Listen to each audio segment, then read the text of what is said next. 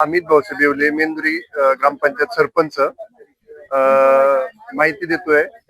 मागच्या वर्षभरापूर्वी मेहंदुरी गावाची lift irrigation, मेहंदुरी व बैरवाडी गावाचं जे सरकारी योजनेतून लिफ्ट इरिगेशनची मोटर काढून ठेवलेल्या होत्या. लिफ्ट इरिगेशन बंद पडल्यामुळं सरकारी ग्रामपंचायतच्याच मोटरीच्या इलेक्ट्रिशियन रूम मध्ये तिथून त्या दोन्ही 100 200 HP मोटरी चोरीला गेल्या. त्यानंतर ग्रामसभा घेण्यात आली. ग्रामसभेमध्ये त्या मोटरीविषयी माहिती देण्यात आली.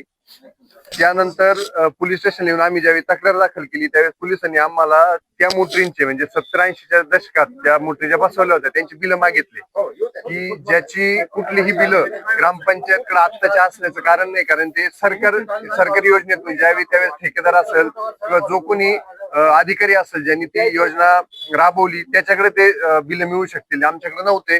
तर त्यामुळे आमच्या ते केसवर कुठलीही चौकशी झाली नाही, कुठलंही त्याच्यावरती त्यांनी ऍक्शन घेतली नाही आणि सोडून दिलेलं आहे त्या मोटरींच्या त्या चोरांना किंवा त्या चोरीकडे पूर्णपणे दुर्लक्ष करण्यात आलं. मी त्याच वेळी बोललो होतो, ही चोरी जर सोडून दिली, ह्या चोरीविषयीचं काही झालं नाही तर भविष्यात चोऱ्या होतील आणि तेच पुनरावृत्ती ते इथून पुढे सुरू झाली.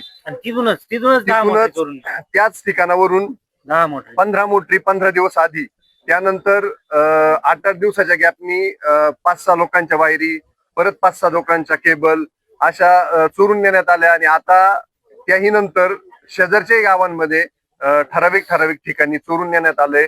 काल शेजारच्या समोरच्या नदीच्या पलीकडच्या गावामध्ये ज्यावेळेस त्यांना रंगेहात पकडण्यात आलं त्यावेळी सुद्धा त्यांना पकडून इथपर्यंत आणून सुद्धा सोडून देण्यात आलेलं आहे. त्यात काही जण म्हणतात की काही आर्थिक व्यवहार झाले असतील नसतील तो भाग आम्हाला माहित नाही किंवा आमच्याकडे त्याचे पुरावे नाहीत. पण अशा पद्धतीने जर पोलीस व्यवस्था चालणार असेल, पोलीस प्रशासन चालणार असेल तर ह्या पोलीस प्रशासनाचा जनतेला फायदा काय आणि पुढे याचं काय होणार?